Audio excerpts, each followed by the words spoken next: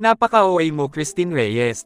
Para kang 16 years old at parang ngayon ka lang nakatanggap ng bulaklak. Yan nga ang sigaw ng mga netizen sa viral video na ito. Narito at ating panoorin.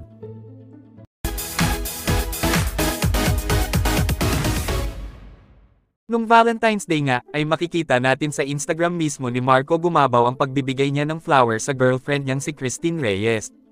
At makikita nga natin ang naging reaction dito ng aktres. Narito ang video.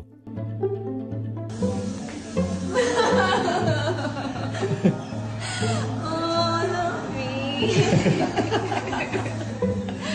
Happy Valentine.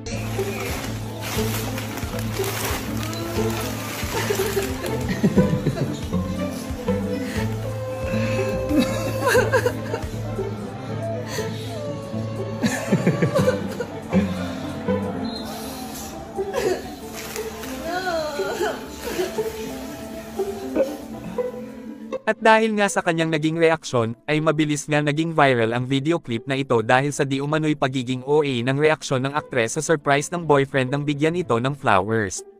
Ayon sa mga netizens na, "Arte, akala mo hindi kinasal. Ganon talaga siguro pag bata na ulit boyfriend mo. Parang kang tanga sa ka-OA-han. May asawa, anak, feeling virgin. Bulok mo Christine Reyes. OA, may pag-iyak.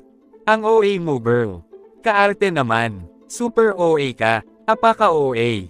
Napaka-upslock ako sa sobrang. Ba't ang OA? OA, ba't OA naman yata? Kung madami nga daw ang nang batikos kay Christine, ay may mga nagtanggol din naman sa kanya at naintindihan ang kanyang naging reaksyon. Ayon nga sa kanila na, daming basher.